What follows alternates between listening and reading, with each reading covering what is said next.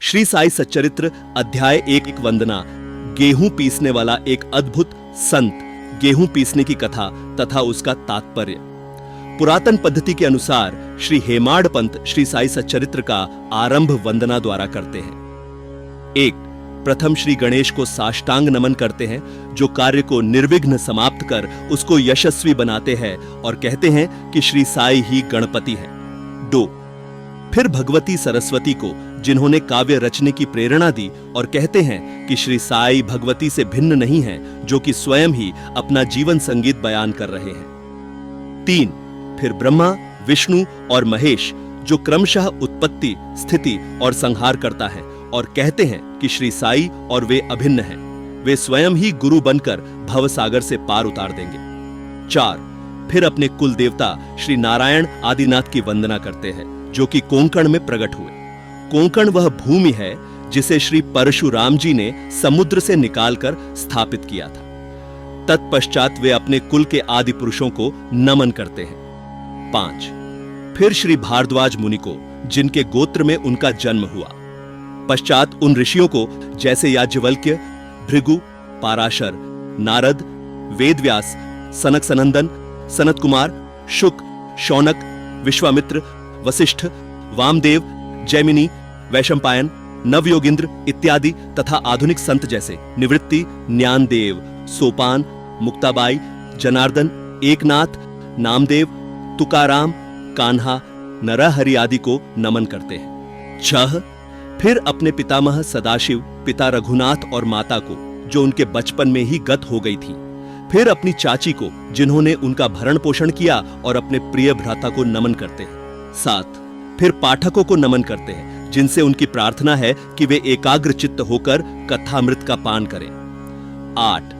अंत में श्री सच्चिदानंद सद्गुरु श्री साईनाथ महाराज को, जो कि श्री दत्तात्रेय के अवतार और उनके आश्रयदाता है, और जो ब्रह्म सत्यम जगन मिथ्या का बोध कराकर समस्त प्राणियों में एक ही ब्रह्म की व्याप्ति की अनुभूति कराते हैं। सर्व श्री पाराशर, व्यास और शांडिल्य आदि के समान भक्ति के प्रकारों का संक्षेप में वर्णन कर अब ग्रंथकार महोदय निम्नलिखित कथा प्रारंभ करते हैं। गेहूं पीसने की कथा।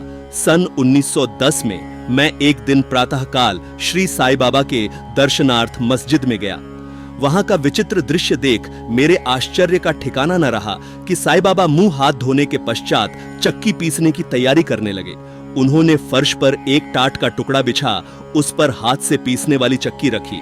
उन्होंने कुछ गेहूं डालकर पीसना आरंभ कर दिया। मैं सोचने लगा कि बाबा के चक्की पीसने से क्या लाभ है। उनके पास तो कोई है भी नहीं, और वे अपना निर्वाह भी भिक्षावृत्ति द्वारा ही करते हैं। इस घटना के समय वहां उपस्थित अन्य व्यक्तियों की भी ऐसी ही धारणा थी, परंतु उनसे पूछने का साहस किसे था। बाबा के चक्की पीसने का समाचार शीघ्र ही सारे गांव में फैल गया, और उनकी यह विचित्र लीला देखने हेतु तत्काल ही नर नारियों की भीड़ मस्जिद की ओर दौड़ पड़ी। उनमें से 4 निडर स्त्रियां भीड़ को चीरती हुई ऊपर आईं, और बाबा को बलपूर्वक वहां से हटाकर उनके हाथ से चक्की का खूंटा छीनकर तथा उनकी लीलाओं का गायन करते हुए उन्होंने गेहूं पीसना प्रारंभ कर दिया। पहले तो बाबा क्रोधित हुए, परंतु फिर उनका भक्ति भाव देख वे शांत होकर मुस्कुराने लगे। पीसते पीसते उन स्त्रियों के मन में ऐसा विचार आया कि बाबा के न तो घर द्वार हैं और न इनके कोई बाल बच्चे हैं तथा न कोई देख रेख करने वाला ही है। वे स्वयं भिक्षावृत्ति द्वारा ही अपना निर्वाह करते हैं, अतः उन्हें भोजनादि के लिए आटे की आवश्यकता ही क्या है। बाबा तो परम दयालु हैं, हो सकता है कि यह आटा वे हम सब लोगों में ही वितरण कर दें। इन्हीं विचारों में मग्न रहकर गीत गाते गाते ही उन्होंने सारा आटा पीस डाला। तब उन्होंने चक्की को हटाकर आटे का 4 समान भागों में विभक्त कर लिया, और अपना अपना भाग लेकर वहां से जाने उद्यत हुई। अभी तक शांत मुद्रा में निमग्न बाबा तत्क्षण ही क्रोधित हो उठे और उन्हें अपशब्द कहने लगे। स्त्रियों, क्या तुम पागल हो गई हो? तुम किसके बाप का माल हड़प कर ले जा रही हो? क्या कोई कर्जदार का माल है जो इतनी आसानी से उठाकर लिए जा रही हो? अच्छा, अब एक काम करो कि इस आटे को ले जाकर गांव की मेंढ सीमा पर बिखेराओ। मैंने शिरडीवासियों से प्रश्न किया कि जो कुछ बाबा ने अभी किया है उसका यथार्थ में क्या तात्पर्य है। उन्होंने मुझे बतलाया कि गांव में विसूचिका, हैजा का जोरों से प्रकोप है और उसके निवारणार्थ ही बाबा का यह उपचार है। अभी जो कुछ आपने पीसते देखा था वह गेहूं नहीं वरन विसूचिका, हैजा थी जो पीस कर नष्ट कर दी गई है। इस घटना के पश्चात सचमुच विसूचिका की संक्रामकता शांत हो गई और ग्रामवासी सुखी हो गए। यह जानकर मेरी प्रसन्नता का पारावार न रहा। मेरा कौतूहल जागृत हो गया। मैं स्वयं से प्रश्न करने लगा कि आटे और विसूचिका, हैजा रोग का भौतिक तथा पारस्परिक क्या संबंध है। इसका सूत्र कैसे झात हो, घटना बुद्धिगम्य सी प्रतीत नहीं होती।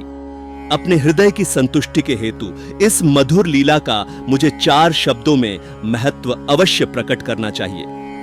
लीला पर चिंतन करते हुए मेरा हृदय प्रफुल्लित हो उठा और इस प्रकार बाबा का जीवन चरित्र लिखने के लिए मुझे प्रेरणा मिली। यह तो सब लोगों को विदित ही है कि यह कार्य बाबा की कृपा और शुभ आशीर्वाद से सफलतापूर्वक संपन्न हो गया। आटा पीसने का तात्पर्य। शिरडी वासियों ने इस आटा पीसने की घटना का जो अर्थ लगाया वह तो प्रायः ठीक ही है, परंतु उसके अतिरिक्त मेरे विचार से कोई अन्य अर्थ भी है। बाबा शिरडी में 60 वर्षों तक रहे और इस दीर्घ काल में उन्होंने आटा पीसने का कार्य प्रायः प्रतिदिन ही किया। पीसने का अभिप्राय गेहूं से नहीं वरन अपने भक्तों के पापों, दुर्भाग्यों, मानसिक तथा शारीरिक तापों से था। उनकी चक्की के 2 पाटों में ऊपर का पाट भक्ति तथा नीचे का कर्म था। चक्की की मुठिया जिसे पकड़कर वे पीसते थे वह था ज्ञान।